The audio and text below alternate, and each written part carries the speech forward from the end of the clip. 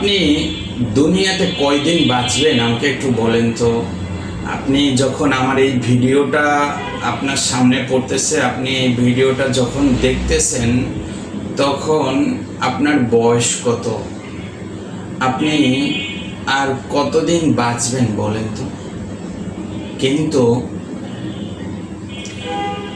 মানুষের সাথে কথা বললে মনে হয় তার যেন 1000 বছর বাঁচার ইচ্ছা। সে তার দুনিয়াকে সে এমনভাবে সাজাইতে চেষ্টা করে সে যেন 1000 বছর বেঁচে থাকবে। তার একটা বাড়িতে হবে না, আরও একটা বাড়ি দরকার। তার একটা ফ্যাক্টরিতে হয় না, আরও 2-4টে ফ্যাক্টরি দরকার। তার লক্ষ কোটি না, মানে লক্ষ টাকা না, শত শত কোটি টাকা তার ব্যাংকে থাকা দরকার। ভাই বললাম, আপনার বর্তমান বয়স কত আপনি হিসাব করেন, আর কয়দিন বাঁচবেন। যদি আপনি আপনার আমাদের গড় আয়ু হিসাব করেন, 100 বছরের উপরে তো আপনি বাঁচার কথা না। হয়তো আজকে আপনার বয়স 30 বছর, 40 বছর, 45 বছর অথবা 25 বছর। তাহলে হিসাব করে দেখেন আর কয়দিন বাঁচবেন। যিনি আপনাকে সৃষ্টি করে পৃথিবীর মধ্যে পাঠিয়েছে, আপনি তার জন্য কি করে গেলেন? আপনি মন থেকে আলহামদুলিল্লাহ বলা শিখেন, আপনার মনের মধ্যে কষ্ট থাকবে না। আপনার একটা বাড়ি হইলে 2টা বাড়ির জন্য সুদ খাইতে হবে না, ঘুষ খাইতে হবে না। আপনি কোটি কোটি টাকা ইনকাম করেন, হালালভাবে না হারামভাবে করেন, এটা আপনি লক্ষ্য করে দেখেন না। আপনার দরকার টাকা। ভাই কতদিন বাঁচবেন বলেন? বর্তমান মানুষের কাছে গেলে এমনই মনে হয় সে 100 বছর বাঁচার জন্য প্ল্যান প্রোগ্রাম করে।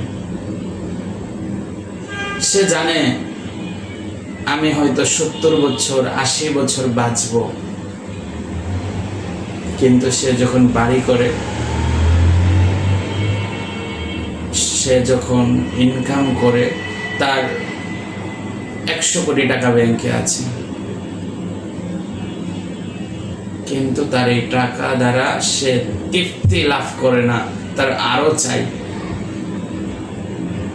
এবং সেই টাকাগুলো তারপরেও সে হারামভাবে ইনকাম করার জন্য পাগল পারা হয়ে যায়। আমি মাদ্রাসা চালাই, অনেকের সাথে কথাবার্তা বলতে হয়।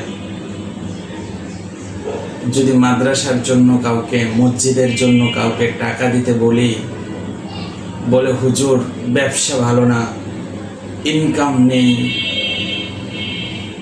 এগুলো বলে। অথচ লক্ষ লক্ষ টাকা ব্যাংকে পড়ে আছে আমি জানি। অথচ সে বলে, যখন দান করতে বলা হয় তখন সে বলে হুজুর টাকা নেই। আমি একজন লোককে পড়াইতাম, তো তার কাছে কোনো একটা সময় মাদ্রাসায় চাউল ছিল না। আপনারা সকলেই জানেন আমি কিছু এতিম ও অসহায় বাচ্চাদেরকে পড়াশোনা করাই, হিফজখানা আছে।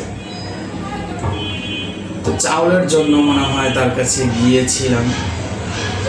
তখন সে বলল, হুজুর চাউল কিনে দেওয়ার মতো টাকা আমার কাছে নাই। অথচ কয়েকটা ফ্ল্যাটের মালিক, বড় বড় কয়েকটা দোকানেরও মালিক, ছেলে সন্তানের মধ্যে মাত্র একটা সন্তান। ছেলে না মেয়ে বলবো না, ওই ব্যক্তি যদি আমার এই ভিডিওটা শুনে তো বুঝে ফেলবে আমি তাকেই বলতেছি। আসলে আমি তাকে বলতেছি না, আমি আসলে দেখলাম এগুলো সবারই, সবাই একই কথা বলে। অথচ হাদিস কি বলে জানেন? তুমি দান করো, ওয়ালাউ বি ওলাউ ওলাউ বিশিক্কি তামরাতিন, একটা খেজুরের একটু অংশ হইলেও তুমি দান করো, কেননা এই দান তোমার কবরের আযাবকে কমায় দিবে। তো ওই ব্যক্তির কথা বলি, চাউল চাইলাম মাদ্রাসার জন্য, এতিম বাচ্চারা খাবে, অসহায় বাচ্চারা খাবে, সে দিল না। তো কয়েক মাস পর, 6 মাস পর তার সাথে দেখা, সে তখন হুজুর দোয়া কইরেন, অনেক বিপদে আছি। কি বিপদ? আমি তো হার্ট স্ট্রোক করছিলাম। আমি হার্ট স্ট্রোকও করছি, ব্রেন স্ট্রোকও করছি। 6-7 লাখ টাকা শেষ, মানে 6-7 লাখ টাকা তার হসপিটালে ডাক্তারকে দিতে হচ্ছে। মানে সেই 6-7 লক্ষ টাকা ডাক্তার হসপিটালে দিতে পারলেও 1500 টাকার এক বস্তা চাউল কিনে দেওয়ার তার সামর্থ্য ছিল না। বুঝছেন, আমরা একটা মসজিদ করব, মসজিদের জায়গা অধিগ্রহণ করতেছি। তো মাদ্রাসার পাশেই এক বিখ্যাত অনেক বড় একজন লোক আছেন,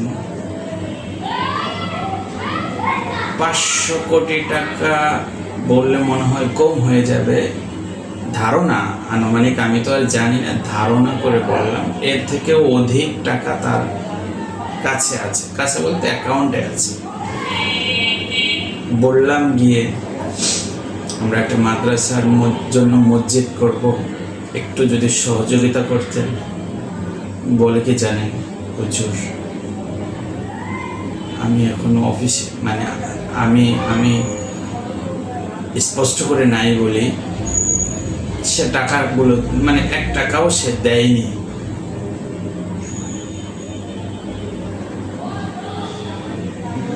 ভালো কথা, দেয়নি। এতে আমার কোনো কষ্টও নাই, আপত্তিও নাই। আল্লাহর জন্য কাজ করি, আল্লাহ যদি চায় আল্লাহ ব্যবস্থা করে দিবেন, চেষ্টা করি। তো আপনাদের বোঝানোর জন্য এই জন্য বলি, আসলে একটু আগেই একটা হাদিস সামনে আসলো, আপনার দানকে, মানে আপনার দানটা আপনার বিপদ আপদ রোগ বালাইকে অতিক্রম করতে পারে না। লা ইয়াতাখাত্তা ফাইন্নাল বালা লা ইয়াতাখাত্তা। হাদিসটা হযরত আলী রাদিয়াল্লাহু তাআলা বর্ণনা করতেছেন যে দান এমন একটা জিনিস যেটা আপনার বিপদ অতিক্রম করতে পারে না। একটু বুঝেন তো, আপনার সামনে বড় এক বিপদ আছে, কয়েক লক্ষ টাকা চলে যেতে পারে, অথবা আপনার অঙ্গহানি হয়ে যেতে পারে, অ্যাক্সিডেন্ট হয়ে যেতে পারে, আপনার হোক, আপনার পরিবারের হোক, বাচ্চার হোক, টাকা তো আপনার উপার্জনের থেকেই খরচ হবে, তো বিপদটা তো আপনারই। তো এটা ঠিকই আপনি জানেন না, মানুষের ভবিষ্যতের খবর মানুষ কিছুই জানে না। আপনি যদি দান করেন, দান আল্লাহর রাগকে নিভিয়ে দেয়, আল্লাহর গোসাকে নিভিয়ে দেয়, কবরের আযাবকে মানে কম করে দেয়, কবরকে মানে পানি শান্ত করে দেয়।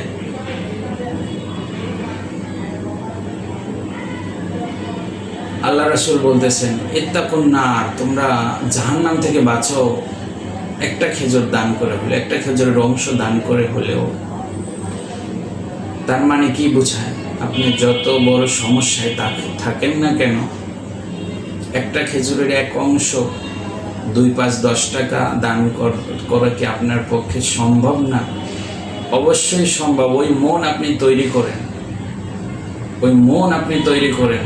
হাদিসে স্পষ্ট আছে, দান আপনার সম্পদকে কমায় না, বাড়ায়। কোরআনের মধ্যে আছে, আপনি 1 টাকা দান করলে আল্লাহ ন্যূনতম 10 টাকা দিবেনই ইনশাল্লাহ। এটা আমার জীবনে অনেক পরীক্ষিত। হয়তো আপনি সচক্ষে বুঝতে পারবেন না, দেখতে পারবেন না। আপনি 100 টাকা দান করলেন, আপনার আগামীকালকে একটা বিপদ ছিল যেটা 5,000 টাকা লাগতো,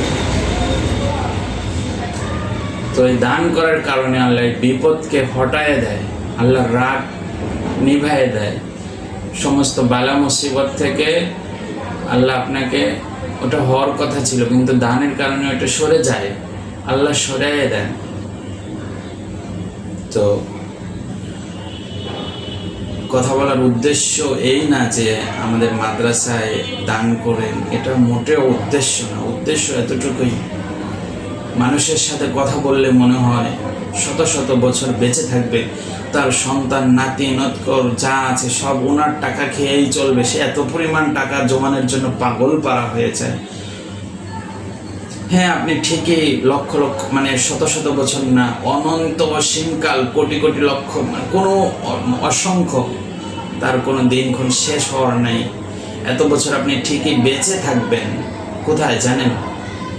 মৃত্যুর পরে, মৃত্যুর পরে, কিয়ামতের পরে। কিয়ামতের দিবসে কবর থেকে উঠবেন, মৃত্যু আর হবে না। ওই ওই ওই ওই পৃথিবীর জন্য, মৃত্যুর পরের জগতের জন্য। আরে ভাই, এতটুকু বুঝেন না আপনি? বাংলাদেশের বাহিরে ইন্ডিয়াতে যখন আপনি যান, বাঙালি টাকা চলে না। আমেরিকাতে যখন আপনি যান, ডলার থাকতে হয়, ডলার। এই বাঙালি 10 টাকা 20 টাকা দিলে আমেরিকার কোনো দোকানদার হোক, কোনো গাড়িওয়ালা হোক, কোনো প্লেনওয়ালা হোক, নিবে না। তাকে কি দিতে হবে? ডলার দিতে হবে। আপনার দেশের টাকা একটু একটু সামান্য দূরে গেলে যখন চলে না, আপনার তো চিন্তা করা দরকার। কোরআনে কতবার বলা আছে, একটু চিন্তা করে দেখো। তাহলে আপনি কিভাবে বুঝলেন কবরের জিন্দেগিতে সব সারা আপনি পার পেয়ে যাবেন? ওই সময় টাকার কোনো খেলা থাকবে না, ব্যাংক ব্যালেন্সের কোনো খেলা থাকবে না। ওই দিন শুধু আপনি দুনিয়ার মধ্যে যতটুকু সব অর্জন করছেন, ওই সবটুকু আপনার টাকা হবে। আপনি পৃথিবীতে কয়েকশো কোটি টাকার মালিক, আপনার সুযোগ আছে, হিউজ পরিমাণ সব ইনকাম করার আপনার সুযোগ আছে, আপনি করেন। আমি চাই আপনারা দুনিয়ার মধ্যে আপনাদের যেমন আল্লাহ সম্পদশালী করেছেন, সমাজে সম্মান দান করেছেন, অবশ্যই আপনারা মুসলিম, তো আপনারা সমাজের মধ্যে সম্মানিত ব্যক্তি। আমি চাই কিয়ামতের ময়দানেও যেন আপনারা সম্মানিত ব্যক্তি হিসেবেই ওঠে। কারণ যেন এমন না হয় দুনিয়ার মধ্যে অনেক সম্পদ ছিল, আখেরাতে কোনো সওয়াব নাই, এমন যেন না হয়। তাই নামাজ পড়েন, পরের হক মাইরেন না, ব্যাস টুকটাক যতটুকু সম্ভব হয় দান করেন। সাহাবী একরামরা দান করতো কীভাবে? পার্সেন্টেজ হিসেবে। আপনার কাছে 100 টাকা আছে, 2 টাকা দান করলে 2% দান করছে। আপনার কাছে কয়েকশো কোটি টাকা আছে, 10 টাকা দান করলেন, এটা হইল ইসলামের জন্য, দ্বীনের জন্য। ভাই, দান করা মানে তো আপনার নিজের অ্যাকাউন্টে আখেরাতে কাজে লাগবে, এমন না আপনার শেষ হয়ে যাচ্ছে। আপনি দান করে দেখেন, আপনার সম্পদ শেষ হবে না। আল্লাহ তাআলা বলছে, তুমি খরচ করো, আমি তোমাকে দিব। তুমি আমার রাস্তায় খরচ করো, আমি তোমাকে দিব। তো কথাগুলো বললাম, আসলে বিভিন্ন মানুষের সাথে মিশতে হয়। তো আমরা যেহেতু একটা দিনের কাজ করি, সকলের সহযোগিতা প্রয়োজন হয় মানুষের সাথে, সেই জন্যই কথা বলা মিশা হয়। কিন্তু এক একজন মানুষের সাথে কথা বললে, ভাই হজ করে ঠিকই, 5 ওয়াক্ত নামাজ পড়ে ঠিকই, কিন্তু অন্য আর কোনো কাজ মনে হয় না তার জান্নাতে যাইতে হইলে লাগে, সে এমনটা ভাবে। কিছু হয়তো দান করে, নামাজ পড়ে, বড়লোক হিসেবে হজ না করলে কেমন দেখায়, হজটাও করে আসে, মনে করে জান্নাত পেয়ে গেছে।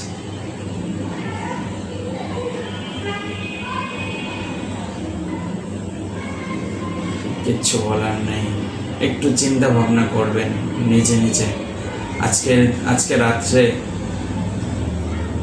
প্রতিদিন হিসাব করবেন, আপনি কতটুকু সওয়াব করলেন, কতটুকু গুনাহ করলেন। একটা কবিরা গুনাহ করলে জানেন ন্যূনতম 700 বছর জাহান্নামের আগুনে জ্বলতে হবে। একটা কবিরা গুনাহ করলে ন্যূনতম 700 বছর জাহান্নামের আগুনে জ্বলতে হবে। তাহলে আপনি এবার ভেবে দেখেন আপনি সারা দিনে কয়টা গুনাহ করছেন।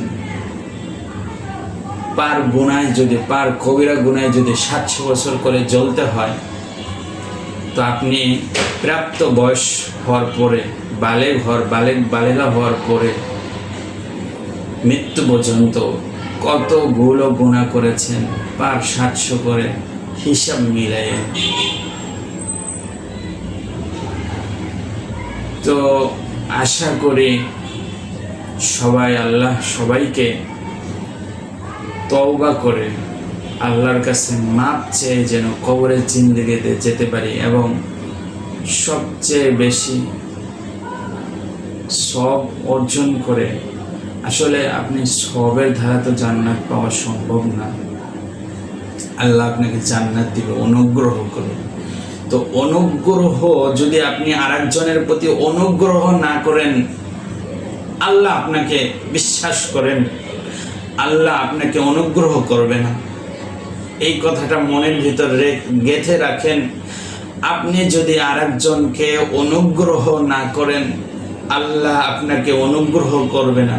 কারণ এই সব কিছুই আল্লাহ সৃষ্টি করেছেন এই মানুষের জন্য। 18,999 মাখলুকাত আছে মানুষ ছাড়া। তো এই সব মাখলুকাতগুলো আপনি মানুষ সৃষ্টির সেরা, আপনার জন্য আল্লাহ তৈরি করেছে, আপনার সেবায় নিয়োজিত করেছে। আপনার কি এতটুকু দায়িত্ব না? আল্লাহ আপনাকে যা দিয়েছেন, যা উপার্জন করার দিয়েছেন, আলহামদুলিল্লাহ বলেন, অনেক দিয়েছেন। আপনি রাস্তাঘাটে গিয়ে দেখেন। আমি সেদিন হসপিটালে গিয়েছিলাম রক্ত দেওয়ার জন্য, এই আমাদের শ্যামলী অঙ্গ হসপিটালে। তো রক্ত দিয়ে বের হইলাম। তো যাকে রক্ত দিয়েছে উনি তো অনেক জোরাজোরি করতেছে, অনেক কিছু খাওয়াবে, কিনে দিবে, ডাব কিনবে, সেই অমুক তমুক। তো আমার সামনে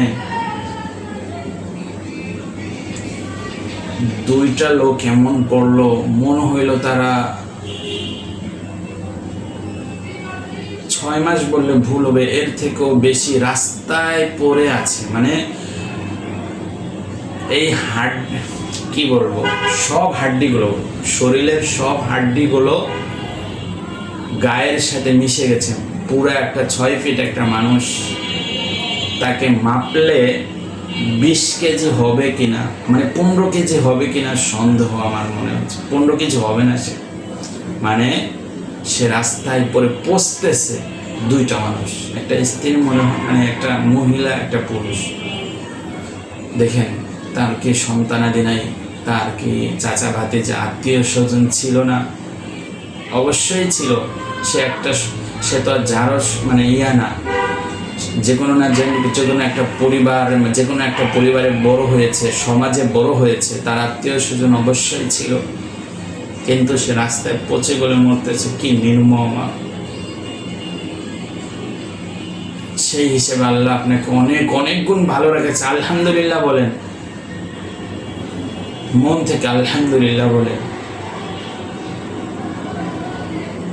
তো পরে আমি ওই লোকটাকে বললাম, ভাই এই লোক দুইটাকে তো যা পারেন আপনি কিনে দেন, আমাকে কিছু দিতে হবে না। খুব আফসোস, আমার সামর্থ্য থাকলে আমি ওই লোক দুটোকে ভালো কোনো ব্যবস্থা হয়তো করে দিতাম। ভালো কোনো ব্যবস্থা বলতে ওনাদের, ও তো পুরুষ লোকটা দেখলাম পায়ের নিচের অর্ধেক নাই, মানে ওই যে রিং বসায় না, রিং ভাঙিয়ে ছিল, মানে ওকে কেউ দেখে না, বছরকে বছর ওভাবে পড়ে আছে আমার দেখে যা মনে হয়। তো এর থেকে আল্লাহ আপনাকে কত গুণ। আপনি রাস্তাঘাটে চলেন, দেখেন না কত মানুষের চোখ নাই, কত মানুষের পাও নাই, জন্মগত অন্ধ হয়ে গেছে, মানুষ রাস্তায় ঘুমাচ্ছে। সেই থেকে আপনাকে আল্লাহ কত সম্মান দান করেছে, কত অর্থ সম্পদ দান করেছেন। আপনার মন যখন যা চায় তখন করতে পারেন, খাইতে পারেন। অনেক মানুষ আছে পেটের দায়, ক্ষুধার তাড়না পারে না ভাই। বিশ্বাস করেন, আপনি যদি মানুষের জন্য অনুগ্রহ করতে না পারেন, কিয়ামতের দিন আল্লাহ আপনাকে অনুগ্রহ করবে না। ওই কিয়ামতের দিনের ভয়ে যদি আপনার ভিতর থাকে, আল্লাহর অনুগ্রহ পাওয়ার যদি আপনার আশা থাকে, তাইলে ভাই আপনি মানুষকে অনুগ্রহ করেন, মানুষকে অনুগ্রহ করেন, মানুষকে অনুগ্রহ করেন। আল্লাহ সকলকে বুঝার তৌফিক দান করুক। আমিন আমিন।